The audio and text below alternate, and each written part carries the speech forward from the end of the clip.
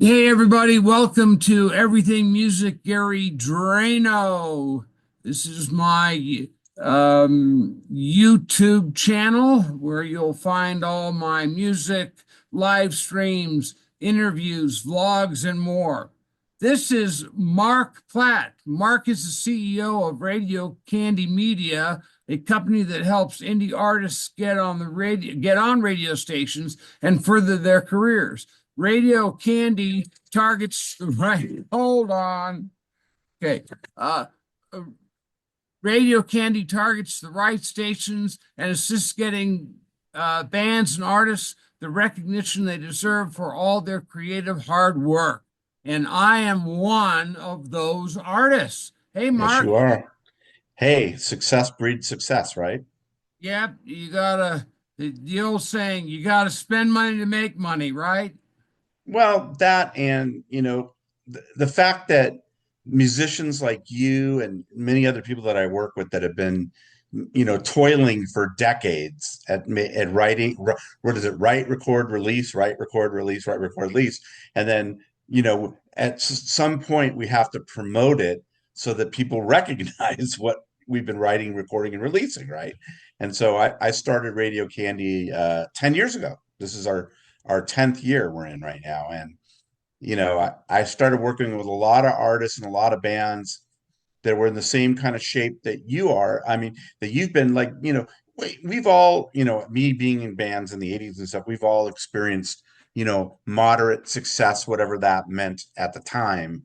But, I just wish that back then when I was doing it starting in around 1982, 83, that I had had a company like Radio Candy Media, right? Like a company that could actually get my stuff out to all these different outlets, and there would be enough transparency where people would actually be able to see what was going on. Because I don't know if you did this, Gary, but in the 80s, I would actually mail my vinyl to France, Germany, and my band, The Real Impossibles in the 80s got on charts, with U2 and all these things from these stations in France and Germany and these different countries. But, I had no way of hearing those stations. I had no idea what they sounded like or whatever. Did you But did you get royalties from the plays in Europe? no, no, no, no. There was no money. There wasn't even a DIY. There was no indie radio in 1984 or 88, around that time.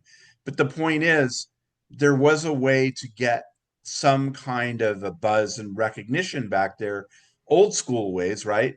But now it's so easy to get your stuff, if you have the right relationships. And that's basically what I've done is I've established relationships with over 100 stations and just different outlets, and I've been doing this a long time, and having a good reputation helps, right?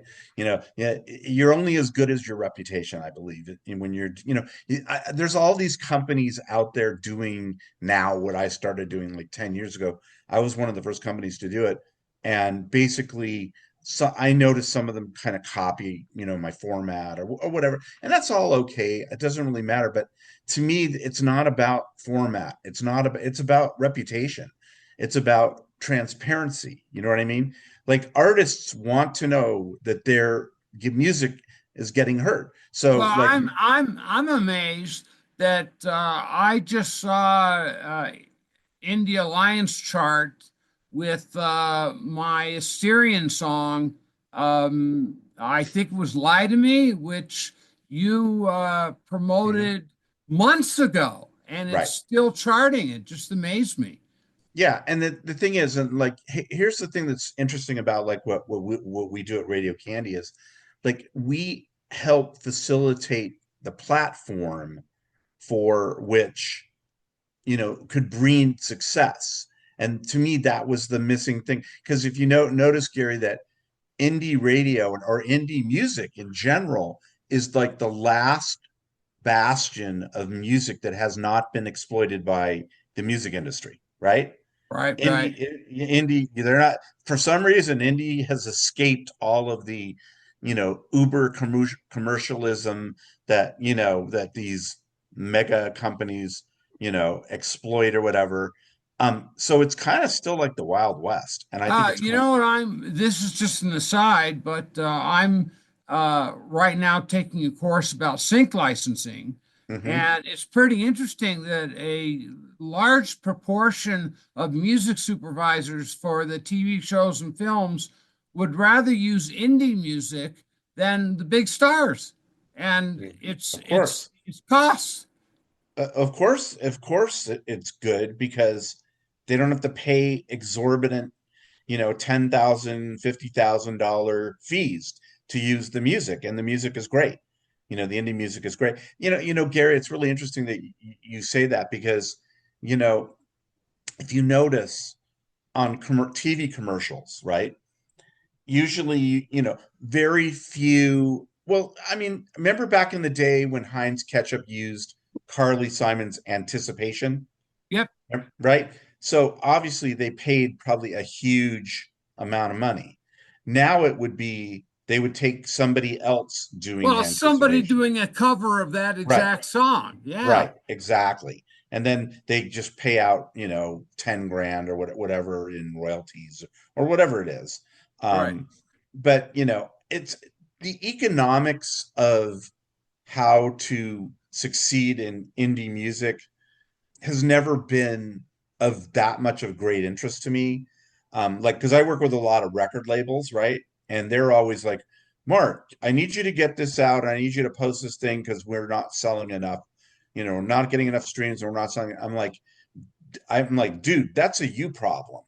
My job is to promote the music, get it on the radar so that good things can happen for the artists and that the Well, stations can let's support them. let's let's talk about the the indie artists that will be visiting my channel, and I've got over 350,000 subscribers. Hmm. And a lot of them are artists that, like me, before I met you and Rhonda, I didn't have a clue how to promote myself and to Hmm. make money as an independent artist. What is the first thing if I sent an indie band to you? What is the first thing that you would tell them?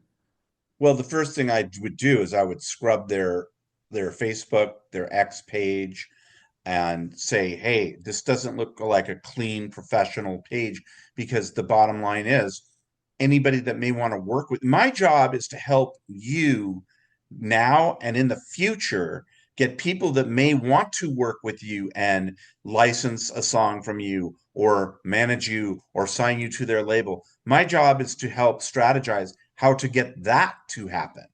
And this is where I run the rubber hits the road sometimes with some of the record labels that I deal with, where they're saying, we need you to like post this on social media so that we can sell more records.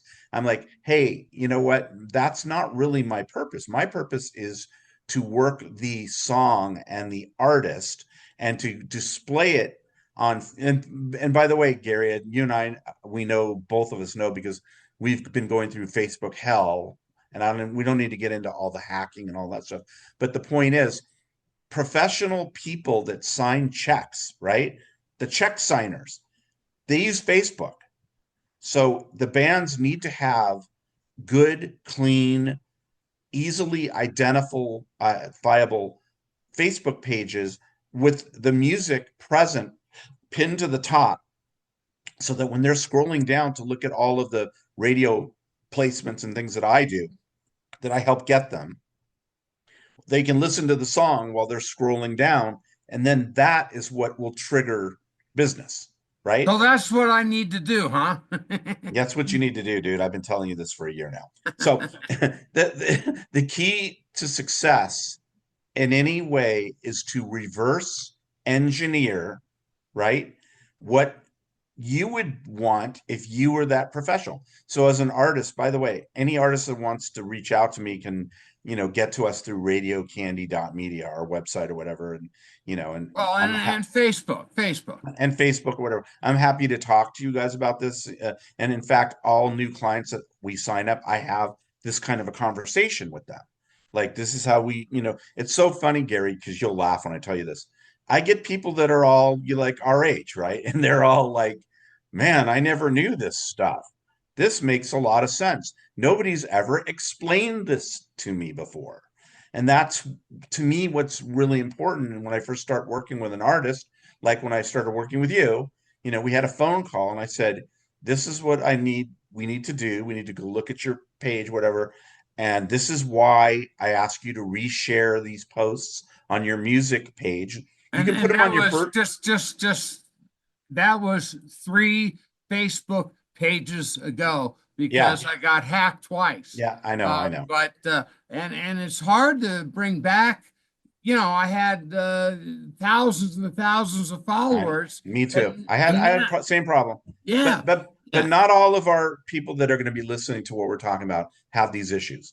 But they right. all have music, they all have a band page or a music page, and this is here's a little helpful hint. On your band page and your music page, once you start doing radio, like working with me, your page is not a local page anymore. You're not like, Gary Dranow and the Manic Emotions from Utah or whatever, and here's our local show that we played this month. That's not the place to put that, Right. to put this is the place where you put your radio, all the cool things that you're doing without a record deal. And, here's our video, and here's our radio placement from Japan, England, France. Here's our charts, right? So when Mr. or Mrs. I sign checks and want to work with you, scrubs it and looks at it, and they're listening to the song or whatever, and they're scrolling down and they see charts and they see radio placements, that is what generates future business for you and all the artists. Absolutely. Um, uh, let's go a little bit into our history. Um, I who introduced us? Was it Rhonda? Yes, Rhonda introduced us. Yeah, so my manager, Rhonda Kelly, Whiplash PR, introduced me to Mark. And what I did is had Mark take, I believe, 2 to 3 songs initially, Mhm. and he got them on independent radio stations. And where else did the music go? Well, it went out to, over 150 indie radio stations all over the world. I mean, Right, I have some US, but I have lots of, UK and Japan, France, Germany, and these are, look, these are not, some of them are terrestrial too, by the way. really. But yes, some of them are, but most of them are independent stations. Explain what terrestrial is because FM stations. Like I right, have some, right. like in It's France, I think I have an FM station there, and here and there you'll have one. They're both an indie station and a terrestrial, an FM station. right. And that's, that's good, but to me, it's all about getting you and the artists and the bands on the radar of these stations. Because once you're on the radar, then it gets easy to do maintenance. It gets easy. It's cute dog. It gets easy to get them to play the next one, right? Here's another song by Gary Dranow. Oh, I remember that from 5 weeks ago. Him, whatever. Bing, add it. Well, and did you help me select the songs? I believe you At did first, the way at I do first. at first, what I like to do is, okay, let me hear what we're dealing with. Okay, this song I like to do with new artists that I work with. I like to do 2 song campaigns. And we're going to get into this. This is a good topic for us, Gary. Um, so basically what ends up happening is I don't necessarily say I need to pick it, but I will suggest, like, hey, this song will go great together as a first campaign. And that way the stations can choose themselves. Like they may gravitate a little more towards the B side than the A side. But what ends up happening is it gets you more punch for that first campaign, right? So even though, like, Radio Candy Media, I think our normal charges through our portal are 325 per song. You know what I mean? I don't like to tell people how And to spend their money. that's for how long? Well, 5 weeks, right? for the campaign, Yeah, for as long as the campaign takes, which is, it's a 5 week campaign usually. But right. as you say, you're still getting residual results on stuff that we did 7 months ago. You're still Correct. seeing airplay, you're still seeing charts. So my campaign takes me 5 weeks to work it, but But that it has doesn't a life after that. exactly. And Yeah, like if the song is good. Um, absolutely. Hey, Interestingly, with you, the first two songs and then the next two songs we did all charted very, very well in mhm, quite a few markets. absolutely. And this is what's great, Gary, about this whole thing. Indie is a very wide thing, right? The genres. I mean, look at a band like Blondie, right? Who's been around since the mid 70s. They were like, they did reggae and they did pop and rock and punk and all these, like And indie rap, and and rap. rap. Indie Yeah, covers all of those genres, right? right, right. And so, I am able through my relationships with stations are sometimes people will send me stuff that's really like, okay, this is a little close to the line of something that an indie rock station will play, but I mostly will be able to get them to experiment a little bit and open their minds.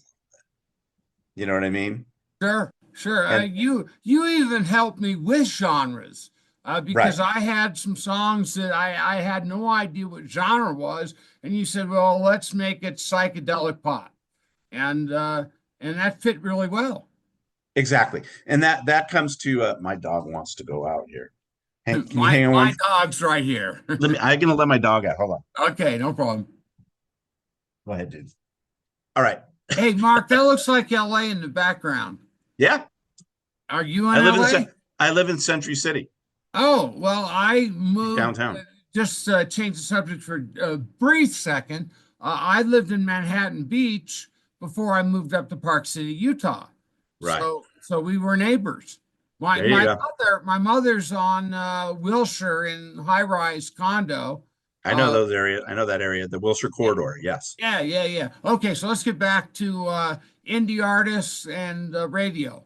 Yeah. So let me continue with where I was. So, indie's such a wide berth of different kinds of genres, and to be able to get artists and stations to hook up together, I can frame it like we did with yours when I said, okay, this is like a psychedelic indie track. Oh, okay, I get it. They'll listen, 30 seconds, added, done, added. It doesn't take long to get a song added, okay, if you frame it correctly. And that's what I really believe needs to be done. And by the way, when I send out like a blast to the targeted stations, because I'm not sending a heavy metal song to a gospel station, that's ridiculous. So I target my campaigns, right? So when I send it out, I only write my emails like 2 sentences long. So it would be like the Pretenders meet the Rolling Stones in a back alley. That way they listen to 30 seconds of it. Oh, that's exactly what this is. And then they add this track. Usually, I don't know if you see this, Gary, but I get, since we have a station called Radio Candy, I get 250 submissions a week, right? Of Right. music for my station.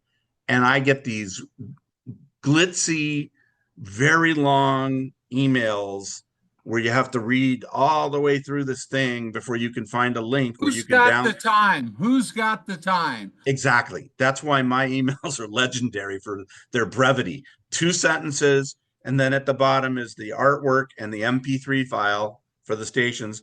Bing, And bang, download it. would you suggest that's the format that the artists use in sending you or other Yep. music supervisors and uh, that's the Yes. format they should use? Yes. You know why? Because indie stations, and I know this because of my radio station, a WAV file is Too 10 big, times too big, bigger, too big. 10 times bigger than an MP3 file. No, So but on our state, you can't email a WAV file, period. right. I have thousands of songs on my station in MP3 format, and they sound great. And by the way, with a lot of artists that I work with that don't correctly master their material, so I can look You, at, you like mean you mean like me? when I see a song and I see that it's 6 dBs lower than everything else, that tells me, oh, this song's not mastered. Got it. So I have a mastering program. I zip it Ah, in, I zip it ah, in, bing bang done, and it plays amazing on the radio. all Sounds right. so. And then my artists are like, they'll listen to their song on our station because we tag a lot of you. You noticed this when you had your Facebook page. We were tagging it, and you can actually see, oh, I'm on this hour in Connecticut, or I'm on in this hour in Philadelphia, or whatever. Right. So I have a lot of artists that want to hear their song on the radio, and then they hear it and it sounds incredible, like even better than what they sent me. It's because I stuck it in my mastering program, which compressed it the perfect amount for a radio airplay or whatever. It sounds really good. So, and Well, by the way, well, me, unlike a lot of musicians you deal with, I actually master all my tracks, yeah, and I've specifically, never yes, remastered yours. specifically for the volume that's required, and uh, not everybody can do that. So it's great that you have this mastering program. Yeah, but Um, you know what, dude? I worked. There's one label that this happened over the weekend, actually. Hang on one second. I'm gonna close this door. There is people mowing out there. and this is Marc Platt from Century City, Los Angeles. That's right. Okay, so like this one label that I deal with sent me stuff that sounded like it was recorded in a garage. So I remastered the track, and I said, "This is the version I'm sending out because it sounds like a professional recording now." And I've said, I don't mean to demean the artist, but you can't cut corners when you're trying to compete with all of these really slick, good sounding tracks that are on a radio. That have producers. Yeah, absolutely. And, Yeah, and I'm not, and by the way, this song was recorded fine. It wasn't mastered. So it right. didn't Well, sound and I'm right. going to interrupt you guys. Uh, there's three steps in making a song: writing it, mixing it, and then mastering it. And a lot of people get confused about mixing being mastering. It is not. I happen to be fortunate that I have an engineer who does both mixing and mastering, which is really rare Mhm. because the guy who does mastering has different ears than the guy who's doing mixing. Anyways, back to you, Mark.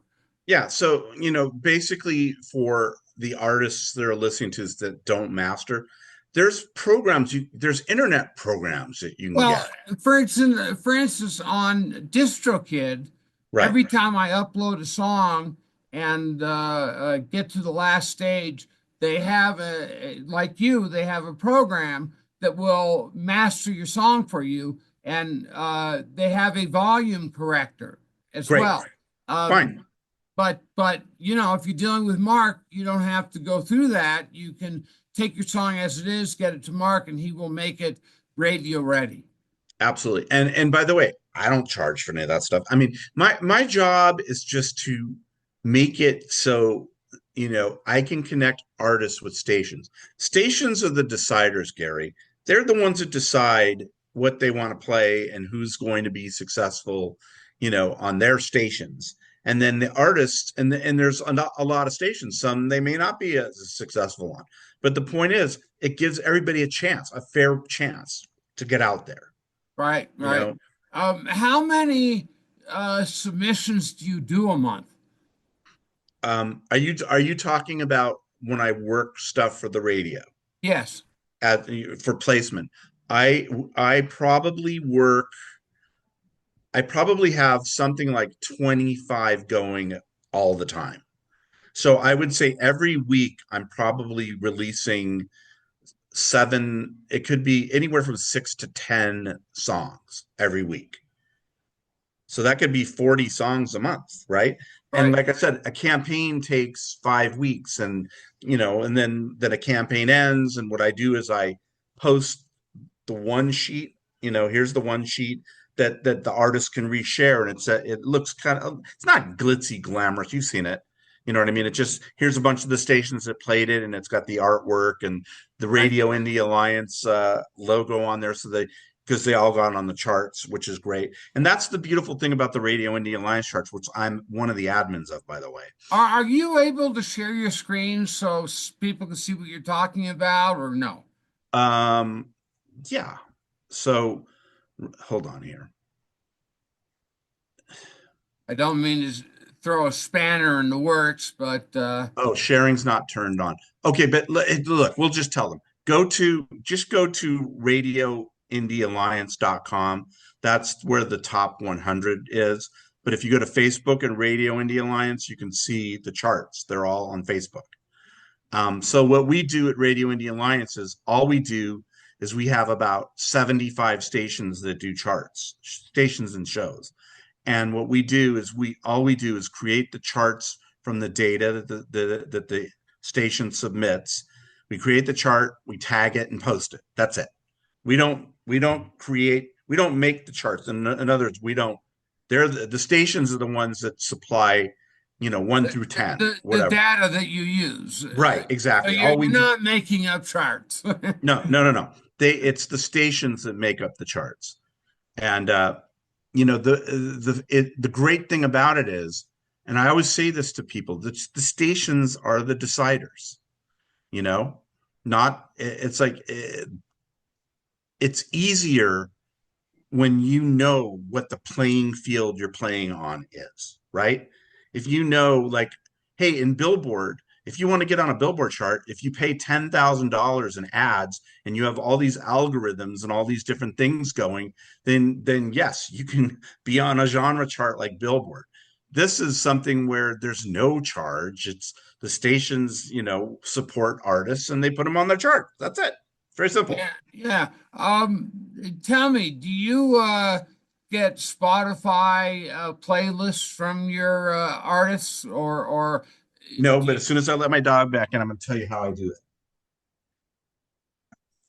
My dog is from Iran, by the way. His from name is where? Bodhi.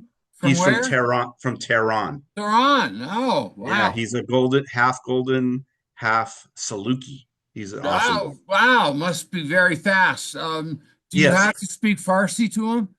he knows Farsi. He knows sit, I, Bashin. He knows things like that. So, okay. okay, so back to the Radio Indie Alliance stuff. So basically, artists have been going many years with not having recognition for what they're doing. They could never get on Billboard unless they were on a record label that was willing to spend hundreds of thousands of dollars. Or they run ads that cost 10, 15,000 bucks Exactly.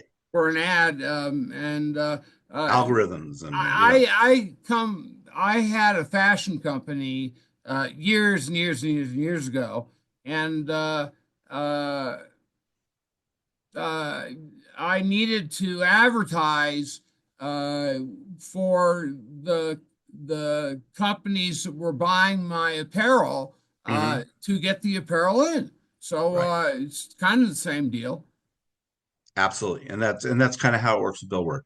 Hey, look, I have no problem with that, but I think that when Radio Indie Alliance started about 9 years ago, 9, 10, whatever it was, the stations were frustrated that there was no community, right? Ever since Radio Indie Alliance started and Radio Candy and these different things, that we got going, there's much bigger sense of community where artists listen to these other artists that are on these charts, and then they listen to it and they go, oh, you know what? I need to up my game a little bit. I want my thing to sound as good as that guy. The whole thing about musicians they're every bit as competitive as an athlete, right? Right. And Absolutely. musicians are always going to say, I want what he or she has. I want to be number one. I'd like to be number one overall on the Radio Indie Alliance thing. And that has to do with, that's an algorithm thing, by the way. So that depends on how many number ones do you have this week on the Radio Indie Alliance, or number twos, or however the How many algorithm, stations are under radio in the Alliance? like 70, somewhere around 70-ish. Okay, and you were saying you've got upwards of 250? No, I get a 250 submissions a week from Oh, my oh, station. oh, okay. I'm sorry, man. Yeah. So, but if there's 70 charts, right, and they're all top 10, that means there's 700, you know, some, see what I'm saying? There's 700 possibilities of different algorithm numbers or whatever. So the way the top 100 for the Radio Indie Alliance is calculated is like, it's first, if you have like number ones, that counts as 10 points. If you have number two, it's 5, 3, All 1, right. whatever it is. However, that's done I'm in LA. That's all done in Connecticut at our, like, Uh-huh. where it's based. But the thing is, that's really interesting is you'll notice certain kinds of bands that dominate those charts, a lot of them from the East Coast, because they're number one on a lot of charts, or they're on a lot of charts because Well, the quality's there. You know what I mean? exactly. Um, you have done something for me that has really helped me in my growth in my career. And one in particular is you introduced me to Jeremy Higgins, of the Jeremiah. Jeremiah Show. Mm-hmm. Uh, Talk a little bit about your relationships with the vloggers that will do interviews like I had done, which uh, Mm-hmm. is prominent on my Facebook page, Right. So, and excuse me, also on my website, obviously. Jeremiah runs his show, his podcast on Evolve Entertainment, I believe is and then we carried the show too, his show. So I have good relationship with him and Mike Gormley, Arwen Lewis, Right, you got me on Arwen Lewis. and Kimmy Cato. So like we have very good relationships, and so I will, just because I like to connect a lot of my artists, I'll connect them like, hey, Gary would be a really good interview for your show. He's fascinating character, whatever. And then because you want fascinating on your show, just like, that's the world we live in right now. It's there, it happens fast, right? Everything happens fast. And to me, connecting people helps everyone.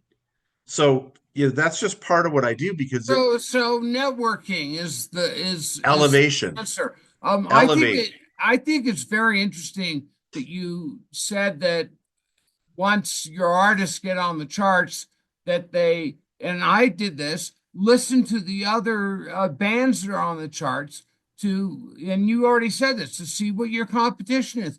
But there really is no competition. Mm-hmm. It's a wide open indie music is like Right. you said, the Wild West is wide open. So there's room for everybody. So There is. don't feel like there isn't room for your music. There is. There is. And it's interesting. I love to watch YouTube. And so I was watching a video biography on Amy Mann. Do you know Amy Mann? She was in the band Till Tuesday in the 80s. Yeah. Very huge hit. And then it was telling her story about how she went from this, new wave band to doing acoustic solo stuff and doing, and then she ended up being out of the music business for many years. And then, through connections, they took some of her songs and used them in major movies. And then she had a whole new career. Oh, Um, absolutely. Sync licensing. yes. Well, Magnolia, the movie Magnolia had like 5 or 6 of her songs in it. That's huge. That's just Yes, huge. it was very big. So her whole career path changed. That's what we're dealing with here. We're talking about, I work with a lot of bands right now that have been on major labels, right? And they're like they've been around for decades, and like they were their labels just didn't do anything with them. They didn't know what to do. And the thing is, in indie, I know exactly what to do. I know exactly where to go. I know exactly who to push and how to get it, and that just take that's all by sense of feel and instinct, Well, it's like experience. right, Above connecting all, this it's experience. right, connecting this band with this. I've gotten bands signed to indie labels because I just said, hey, I know the person at the label, so I have a relationship with them. And I have like one label. He calls me every week, and he's a really kind of a famous guy. And he'll like, Mark, what are you listening to? What's happening? What should I be listening to? Will you send me something? And I do that. And we've had a couple of those acts get signed, and that's great. And I look at it as like it's just connecting. It's just networking. You know what I mean? Yep. I don't look at it like, hey, I got that guy signed to that label and blah blah. I don't look at it like that. I look at it like it elevates all of us. Everybody gets elevated when people become successful. You know what I mean? I want everyone to be successful, But and I don't what tell people goes what success around means. comes around. What goes around comes around. Yeah, Absolutely. I don't tell people what success means, by the way. Right. I always ask this question to artists. What does success mean to you? Right? So I know what I can do to help an artist, but I can't tell you two things. Two things I can't do. Can't tell you how to spend your money, and I can't tell you what success means. But I can lay out an option like, hey, this may be worth spending $650 or whatever, depending on, and by the way, any of the people that come to radiocandy.media through you, I'll, I'll, I'll work with them separately and cut them a good rate or whatever. You know what I mean? I'm Let's open to that. highlight this moment. Yeah.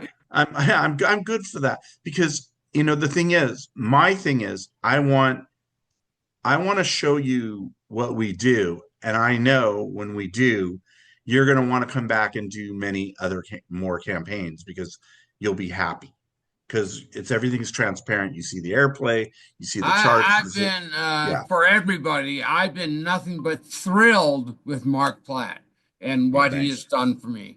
My manager, Rhonda Kelly, Whiplash PR, I'm not supposed to use her name. Uh, she loves Mark. Yeah. And it, it was Mark that got me on the Jeremiah show, not my manager. So uh, he's kind of a Swiss Army knife. Okay, that's good. I like that. Yeah. So here's the thing, everybody. Don't despair. You know, Write better songs. Just keep writing and keep recording and keep But releasing. I'm going to say be authentic to yourself first and Absolutely. foremost. And if you're ready and you want your stuff out there and you think you're radio ready, then reach out to me. Tell you what, I'll just give you, here's my personal email address, right? You don't even have to send it to our business. You can send it to me personally. And I'll call you back and we can talk about it. And I could tell you for a fact that Mark and I have developed a relationship over what, 7 months now? Yeah, something like that. And Maybe and longer. maybe even longer. And when I need to talk to Mark, he is right there, Right. always available. So you know what? Just send an email. Send an email to Candy Radio Hit Songs at yahoo.com. Candy Radio Hit Songs at yahoo.com. And just say, you know, Gary sent me in the subject line. Okay. Then I'll know. Oh, okay. It's from the podcast. And then we can talk and I like to have a discussion before I start working with people anyway. And we can talk about your project and what kind of deal and all that kind of good stuff that we can do. So yeah, I love my job, dude. I get up at 5:30 every day and start hammering away. I love it. I deal with because I deal with people in Australia, England, all over the world, and 5:30 seems to be a good time, and then 6 a.m. I get by, take my shower, get to the computer, start working and hammering away. Lift your Yeah, weights. Everybody, lift your weights. yeah, yeah, exactly. Um, So, Mark, you've been great. Do, is there anything else we need to cover, or should we wrap it up? we'll wrap it up. But if you guys want to check us out, and this is another thing, Gary, this is the last thing, and this is the most important. Do your due diligence on us. Go to radiocandy.media, check out the website, see all the labels and people that we work with. Go to the Facebook page, Radio Candy Media. And then we also have an X page called Radio Candy Hits. And go check out the Radio Indie Alliance stuff, the charts. You may look at them and go, hey, Do you have an ownership in Radio India Alliance, or is that completely separate from you? I don't have an ownership in that, but I'm an admin. I work with them. Okay, great. Yeah. I didn't mean to interrupt you. Keep going. Yeah, no, no. Radio Indie Alliance is not an owned for profit alliance, right? It's an alliance of stations. That's what Radio Indie Alliance. It's a bunch of stations that get together to do charts to support artists. That's what it is. So Okay, they don't make money. and it's mostly digital stations, but there will be a terrestrial station in here and there in there. Yes. Hey, Mark, if like me, I'm really ready to get my music mostly on terrestrial radio, and I don't know the path yet to get there. What would you say for a guy like me who's ready for that? Well, like I said, if you want to spend that kind of money is a lot different than what we charge. There's companies out there, there's good What ones what like, kind of what kind of budget would you recommend well, for I'll someone just that I'll wants? tell you, like, I mean, a lot of them charge $1,500 a month, and they're not working 100 stations. They're going to work 12 stations, and they're going to really pound those 12 stations because that's Because their you've got to get in the rotation on the stations, and to that's get on a Billboard chart, yeah, right? And yeah, whatever. yeah. Yeah, but trust me, the cost to get on a Billboard or that kind of chart is going to be immensely more, for you than to get on an indie chart, right? Right, right. The But for me, in right, my stage in my career, it may be worth it now, where it wasn't a year ago. absolutely, and that's why I say everybody needs to determine what success means to you. I cannot tell you what success is. Yeah. I can just tell you, I'm pretty sure that after we work together, you feel more successful than, I feel heard, Mark. yeah, exactly. That's it. Exactly. Recognized, heard. Exactly. All Can't, right. Well, you have been wonderful. You are wonderful. Again, this is Marc Platt, Radio Candy Media. His website is radiocandy.media. okay. His email address is Candy Radio Hit Songs at yahoo.com. I'm going to sign us off at this point, and I've had a lot of fun with you, Mark. Thank you. Thank you. Thank you, Gary. All right. Bye bye. Bye.